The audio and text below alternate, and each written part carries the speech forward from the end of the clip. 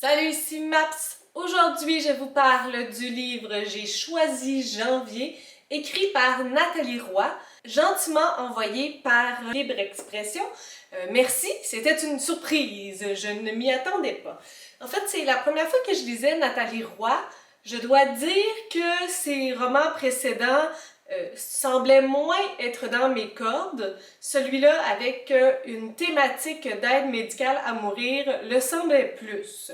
Donc, c'est l'histoire, en fait, de Liliane, que l'on surnomme Lily. Je sais pas pourquoi, j'ai vraiment de la misère avec un nom comme ça pour une femme, genre de 40 ans, mais bon. Donc, Liliane, on va l'appeler Liliane, ok guys? Liliane vient d'apprendre que son père a décidé d'utiliser l'aide médicale à mourir et sa date est en janvier. C'est pourquoi j'ai choisi janvier. Le papa de Liliane se nomme Paul, puis il y a une maladie pulmonaire grave qui va de mal en pire. Donc il n'y a pas de possibilité que ça soit mieux et c'est super difficile pour lui parce qu'il y a des grosses quintes de toux, il y a son niveau d'oxygénation qui diminue, donc chaque effort lui demande de plus en plus d'énergie. Il est lucide complètement mais son corps dépérit de jour en jour. Donc, c'est l'annonce que Paul va faire à Liliane et à toute sa famille qu'il a décidé de choisir la date où sa vie va terminer. Il a donc choisi que ça allait se terminer en janvier. Lorsqu'on commence le roman, nous sommes en octobre et il va y avoir des genres de chapitres, des parties, donc octobre, novembre, décembre et janvier.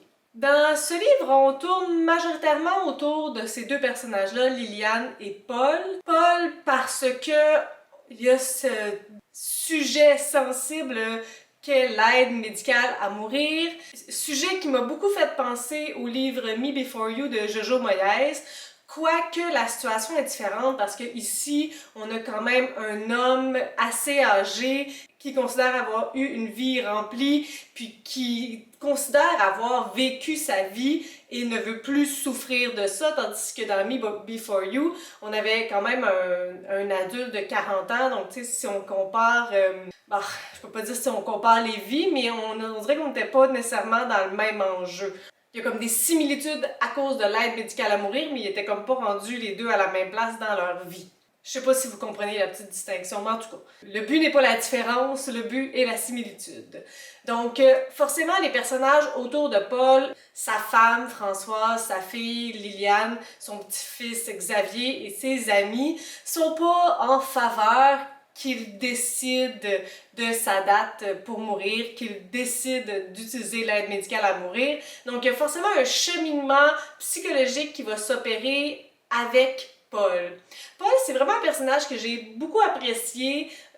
Quelqu'un avec une grande force, une résilience, des capacités de communication, un brin d'humour aussi, un bon leadership. C'est sûr qu'il y a ses faiblesses aussi, il y a ses mensonges dans le placard, mais de manière générale, j'ai bien aimé ce personnage-là. Je pense que pour arriver à ce tour de force-là, il fallait un personnage tel que Paul pour réussir à faire un peu changer nos perceptions. Liliane aussi, au départ, je l'aimais bien. Une femme célibataire avec son fils qui a 13-14 ans, donc mère monoparentale, qui a un bon travail, qui est épanouie, qui semble épanouie au niveau professionnel. Il y a des petites nuances par rapport à ça, mais vous verrez lorsque vous le lirez. Puis, qui ne semble pas avoir besoin d'avoir quelqu'un dans sa vie pour se sentir pleinement complète et satisfaite. Par contre, je vais vous dire que j'ai un peu désenchanté lorsque le gros poteau rose, le gros mensonge de Liliane est apparu. Je suis pas quelqu'un qui aime particulièrement les mensonges dans la vie, particulièrement lorsqu'ils sont gros et qui ont un impact sur beaucoup de vies, qui ont beaucoup de signification. On parle pas de petits mensonges sans conséquences, là. Tu sais, par exemple, que je te dise que j'ai mangé du spaghetti le matin au lieu de te dire que j'ai mangé des toasts, là.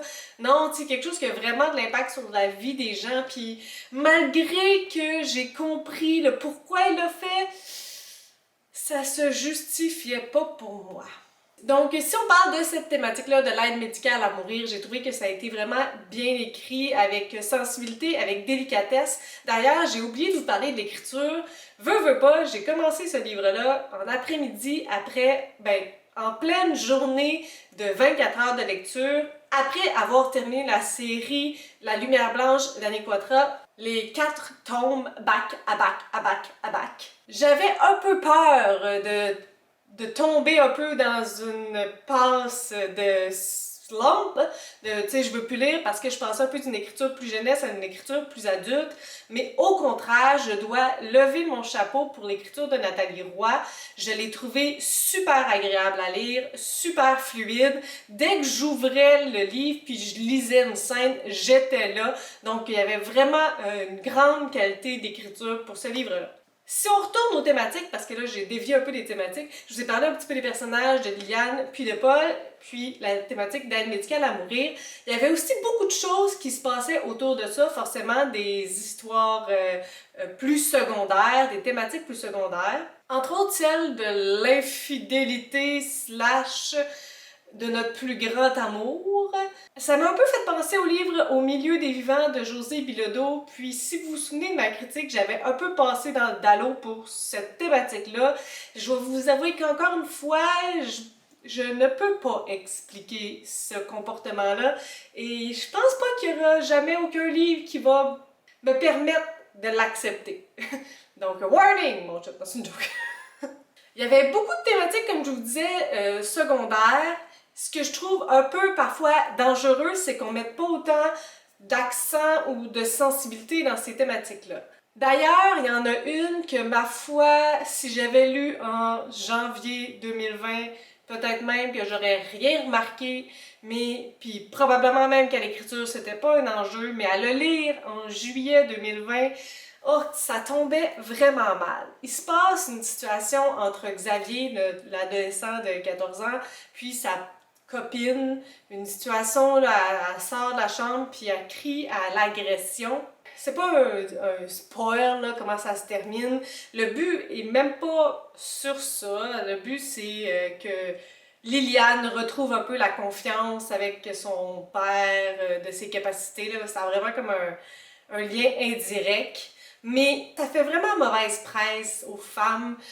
En cette période de dénonciation, là, la fille, elle a menti sciemment pour gagner de l'attention de ses mamans.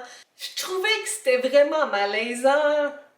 Puis, on n'a pas tout l'historique de ça. C'est pas son histoire à elle, là, qu'on est en plein dedans, puis qu'on comprend tout son psychologique, là. C'est vraiment on the side, c'est écrit, tu sais, 2-3 lignes rapides, puis on clôt ça facilement. Puis j'ai ressenti un énorme malaise par rapport à ça, par rapport au fait qu'elle a crié l'agression physique, puis que finalement, c'était pas vrai, c'était un mensonge. On dirait que j'avais pas besoin de lire ça dans cette période de dénonciation où les gens sont super polarisés par rapport au fait que les femmes pourraient mentir. Là, vous voyez toute mon opinion par rapport à ça, puis je vais arrêter ça. Je veux vraiment pas que cette vidéo-là devienne un enjeu ou devienne une polémique, là, mais disons que j'ai trouvé ça très maladroit, tu sais. L'autrice ne me fait pas savoir à l'époque, mais c'est ça qui est ça pareil aujourd'hui. L'autre point qui m'a dérangée, c'est un personnage qui se nomme Sabrina, qui a beaucoup de difficultés à trouver quelqu'un dans sa vie. Et éventuellement, elle dit, bon, mais si ça marche pas avec les hommes, je deviendrai queer tout simplement. Puis j'étais comme, me semble que ça manque un peu de sensibilité, ça. Je sais pas si c'est juste moi, mais tu sais, je pense que si on est ouvert à la réalité, qu'on ne choisit pas qui l'on est, ben, il me semble que ce commentaire-là est déplacé. J'ai aussi eu l'impression qu'il y avait beaucoup d'objectivation de la personne, autant que des hommes, que des femmes, d'en faire des objets. Liliane étant femme célibataire, puis là, elle va vivre quelque chose de super difficile avec la mort de son papa. Les messages qui lui viennent de part et d'autre, c'est de se trouver quelqu'un pour affronter cette étape-là, mais pas quelqu'un comme un ami, quelqu'un comme un amoureux. Mais je pense qu'un cercle d'amis aussi, ça peut le faire. Puis on est capable d'être une femme célibataire et complètement accomplie. Et est-ce qu'on a besoin nécessairement des autres pour passer ces étapes? T'sais, autre que la famille, puis nos amis proches, on a nécessairement besoin d'avoir quelqu'un qui est sexuellement dans notre vie. Je sais pas. Puis à plusieurs reprises, au début, ça me passait un peu hors radar, mais éventuellement, je trouvais que c'était comme tout le temps le même message. Sabrina aussi, c'était un peu ça. Puis Paul aussi, ça a été ça à une certaine époque de sa vie. Il a eu besoin de quelqu'un d'autre, d'une autre manière dans sa vie pour passer au travers. Puis je suis comme, j'ai l'impression que c'est wrong. Je parlais de ça en story sur Instagram. J'ai toujours été très franche dans mes critiques. J'essaie de ne pas être blessante. C'est pas mon but. Surtout pas lorsque c'est des ouvrages québécois. Ben, encore moins. Tu sais, parce que la communauté est petite et tout ça. Je ne peux par contre pas passer à côté d'éléments comme ça qui me dérangent ces derniers temps. Ça fait pas en sorte que j'ai pas apprécié ma lecture, mais c'est sûr que ça teinte mon appréciation globale à la fin. Parce que le livre est en entier, le livre est pas juste la section de l'aide médicale à mourir. Tout ce qui a été mis à l'intérieur, c'est parce qu'on voulait le mettre à l'intérieur. Donc ça fait partie du tout. Donc je trouve ça important de vous en parler. Peut-être que pour vous, ça n'a pas autant d'importance que pour moi. Si vous avez des critiques, des suggestions, des commentaires, n'hésitez pas à le faire en dessous de ma vidéo. Je publie les vidéos assez fréquemment dans une semaine. Si vous avez aimé cette vidéo, n'hésitez pas à mettre un petit pouce ou à vous inscrire à ma chaîne. Et sur ce, je vous souhaite de bonnes lectures.